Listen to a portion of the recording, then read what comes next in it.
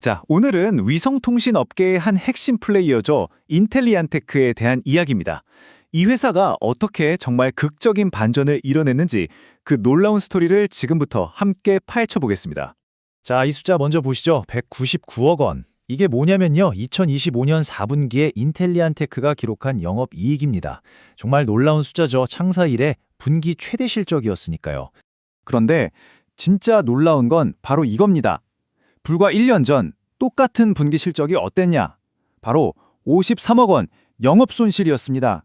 네, 적자였단 얘기죠. 아니, 어떻게 단 1년 만에 이런 말도 안 되는 턴어라운드가 가능했을까요? 이게 바로 오늘 우리가 파헤쳐볼 핵심 질문입니다. 그 비밀을 지금부터 하나씩, 정말 하나씩 벗겨보겠습니다. 자, 그럼 먼저 시장을 깜짝 놀라게 했던 그 실적부터 한번 들여다보죠. 도대체 얼마나 대단했길래 다들 어닝 서프라이즈라고 하는 걸까요? 여기 표를 한번 보세요. 시장 전문가들이 이 정도는 하겠지 하고 예상한 영업이익이 103억 원이었거든요. 근데 실제 결과는 무려 199억 원입니다. 예상을 그냥 뛰어넘은 수준이 아니라 거의 2배 가까이 93%나 더 벌어들인 거예요. 이걸 바로 어닝 서프라이즈라고 하죠. 말 그대로 시장에 충격을 준 겁니다. 좋습니다. 결과가 놀랍다는 건 알겠어요. 그럼 이제 더 중요한 질문으로 넘어가야죠. 어떻게 이게 가능했을까? 그 답을 찾으려면 시간을 조금 뒤로 돌려서 이 회사가 어떤 상황에 처해 있었는지부터 봐야 합니다. 이런 눈부신 성공 뒤에는요, 사실 그림자가 있었습니다. 모든 걸 감내해야 했던, 어떻게 보면 전력적인 고난의 시기, 바로 인고의 시간이라고 불리는 때가 있었죠. 이 타임라인을 좀 보세요. 2024년 한 해에만 영업 손실이 194억 원에 달했어요.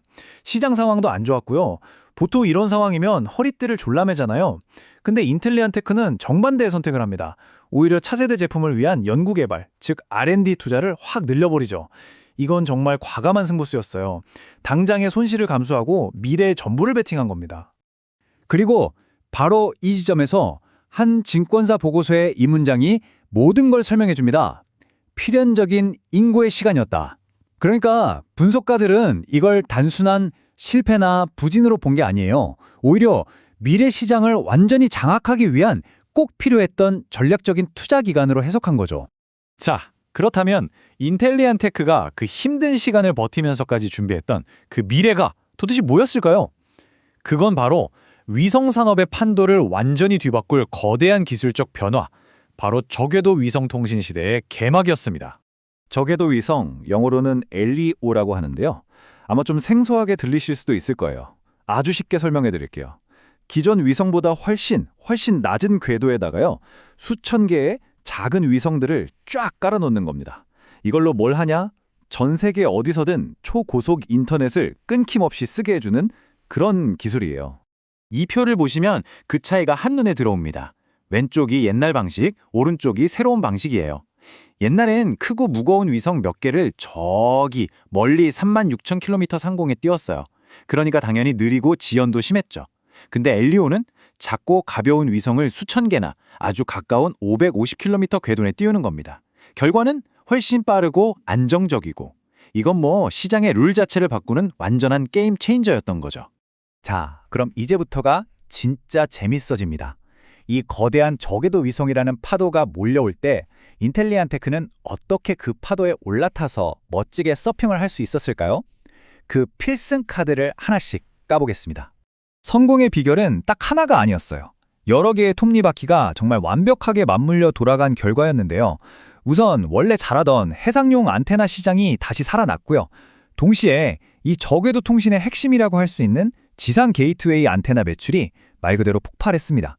여기에다가 굵직한 신규 계약 따냈죠. 엘리오랑 기존 위성을 합친 하이브리드 같은 신기술도 개발했죠. 심지어 미국에 공장을 새로 지어서 원가까지 낮췄어요. 와, 이건 뭐 퍼즐 조각이 딱딱 맞아 들어간 거죠. 이 그래프를 보시면 제가 방금 말씀드린 게 그대로 보입니다. 여기 파란색 막대가 지상용 주황색이 해상용 안테나 매출인데요. 어떠세요? 정말 가파르게 치솟고 있죠? 인고의 시간을 버티며 저궤도 시장에 올인했던 전략이 이렇게 정확하게 매출 성장으로 이어진 겁니다. 특히 2025년에 따는 이 두 개의 계약은 정말 중요해요. AST 스페이스 모바일, 그리고 파나소닉. 이건 단순히 돈을 많이 벌었다, 이 수준이 아닙니다.